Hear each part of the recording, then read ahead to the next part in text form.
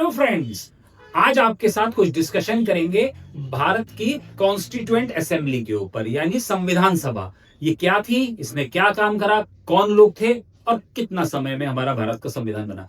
देखिए, इसका बैकग्राउंड जाता है 1946 में।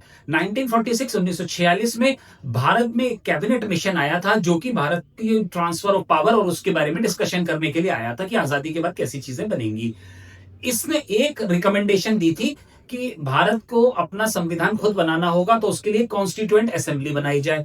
कॉन्स्टिट्यूएंट असेंबली में डिसाइड ये करा गया कि 10 लाख की पॉपुलेशन पर एक आदमी, यानी 10 लाख की आबादी पर एक आदमी भारत की संविधान सभा में जाएगा। 1946 में ही जब संविधान सभा बनी तो इसके मेंबर्स थे 389 और आजादी के बाद 90 लोग इसमें से कम हो गए, वो पाकिस्तान की संविधान सभा में चले गए और भारत की टोटल जो मेंबरशिप थी वो घट करके आ गई यहाँ पे 299।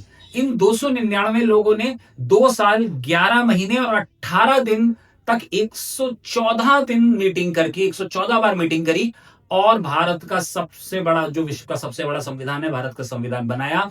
2 महीने का इंतजार करने के बाद 26 जनवरी 1950 से भारत का संविधान लागू हो गया और हम एक रिपब्लिक बन गए। अब बात करते हैं संविधान सभा की।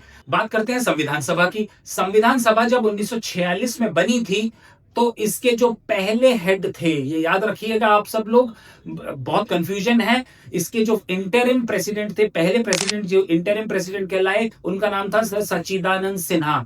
ये सिर्फ इसलिए प्रेसिडेंट बने थे क्योंकि ये सीनियर मोस्ट थे। इनका काम था सब लोगों को मेंबरशिप दिलवाना, ठीक है। अब इसके बाद ये सर सच्चिदानंद सिन्हा, जो कि पहले इंटरिम प्रेसिडेंट बने, इन्होंने सबको ऑफिस और ओथ दिलाई, मेंबर्स को, 388 लोगों को, और संविधान सभा ने अपना काम स्टार्ट करा। इसमें कई सारी कमेटियां भी बनी थी, बहुत सी कमेटीज थी, लेकिन सबसे प्रोमिनेंट और सबसे बड़ी कमेटी जो सबसे फेमस रही वो थी ड्राफ्टिंग कमेटी, जिसके चेयरमैन डॉक्टर BR अम्बेडकर थे, जिन्होंने भारत का संविधान बनाया। और इसके बाद वर्षों की मेहनत लगी इसमें और उसके बाद भारत का संविधान बनकर तैयार हुआ, जो कि 26 जनवरी 1950 से लागू हो गया। तो ये एक छोटा सा ब्रीफ बैकग्राउंड था भारत की संविधान सभा के ऊपर, जिससे कि हमारा कॉन्स्टिट्यूशन किस तरह से बना।